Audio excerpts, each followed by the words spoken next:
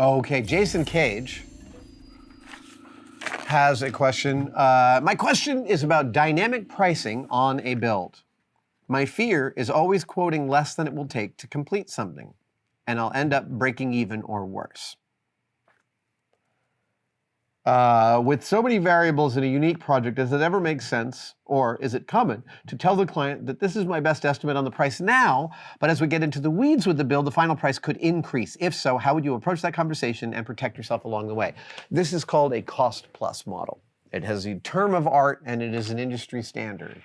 And cost-plus work is absolutely the way you want to go about your jobs, if you can swing it. So what cost plus means is, I'm going to give you an estimate, but this job will be billed as we're going. So I'm going to say, maybe I can build this chair for you for $8,000. And it's going to take 6 weeks. And each week I'm going to give you an accounting of how it's going. And when it turns out there's some aspect of this that takes a lot longer, I'm going to let you know, hey, it looks like it's going to be $10,000. So cost plus is a business model that requires a high level of granularity with the client. And the client has to have an appetite for a little bit of uncertainty. So right now, Boeing is in the news a lot. Really specifically because of their massive culture shift back in the 90s from being an engineering to an investor-based company. And they have built stuff for NASA forever using the cost-plus model, which is like NASA just said, we need a spaceship, and Boeing says, we'll build it. And then as they're going, they just keep billing. And it's worked spectacularly for Boeing over the years. Recently with Boeing Starship, I believe, if I'm not incorrect, that Starship was built as a strict bid model the way SpaceX is going instead of cost plus, and that has been very hard for Boeing to accommodate. They have been used to the fat stream money train from the US government right into their bank account, and it's been more difficult. I feel strange talking about the business dealings of a giant gazillion-dollar corporation, but like cost plus is a terrific model for an uncertain project, but it requires a level of trust between the maker and the client that's real. You can also, let's see this. At the earliest inclination that you've underbid a job, you can reach out to the client and discuss that. But if you've already signed a contract, your entreaties may fall on deaf ears. I'll tell you something else about cost plus versus the straight bid. The straight bid is how the special effects industry works with the Hollywood studios. So Studio A says, we're making this superhero movie. I think at this point, they don't even get studios to bid on them. They're just like, we have $30 million, we have $100 million to spend on effects. And they get these companies to agree, I will do the effects for this movie for this much. And then there's no accommodation for change orders.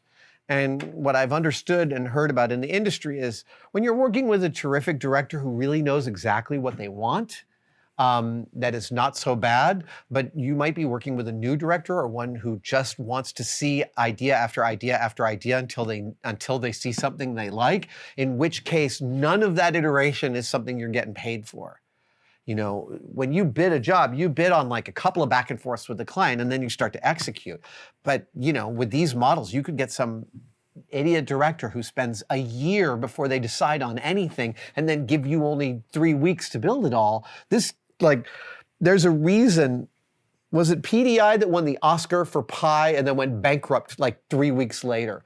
The special effects company that did all the digital effects for Ang Lee's movie The Life of Pi, which is a spectacular. That's a movie that's better than the book.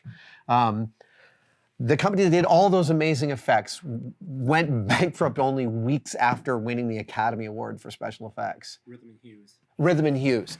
And Like that's the difference between the cost plus versus the straight bid model. The effect studios are constantly, it is such a terrible business to be in. They're constantly getting reamed by the studios in the worst way.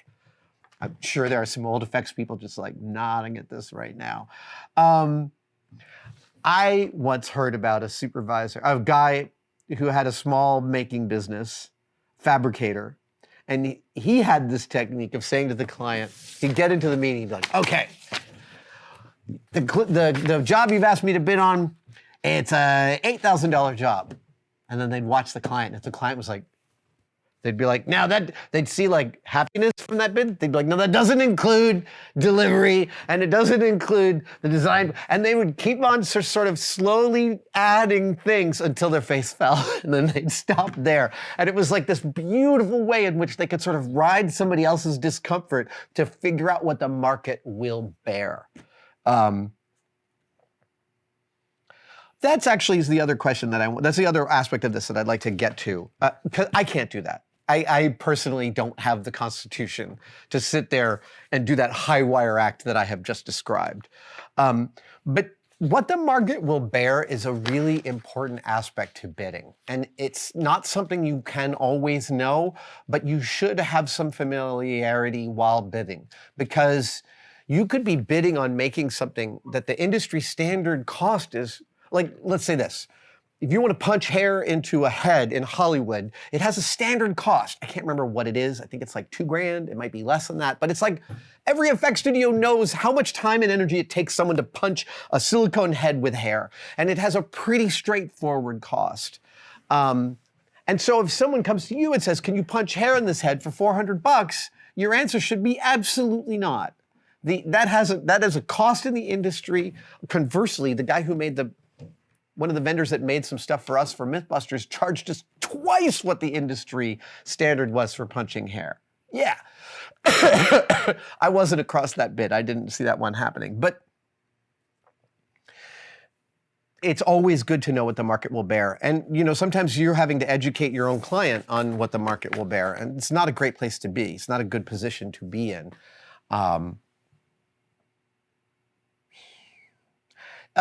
A lot of the questions I get about bidding and client relationships, the answer is always going to be communication. It's always going to be, you got to call the client, you got to talk through this stuff, you got to prep them for these things, you got to let them know all the problems, and like communication is the most important. What is the key to any relationship? Communication, and it's the same here. And if you're not good at telling bad news to the client, you have to get good at that. And that's a muscle. That's just like, that's something that you iterate and you get better at it as you go. Thank you for watching that video. Are you as sick of the tosses to membership as I am? Good, because here's a brand new one that I recorded today and it's nice and short. There are 3 tiers to Tested membership and they all offer awesome stuff. Find out about it by clicking the join link below. We'll see you there.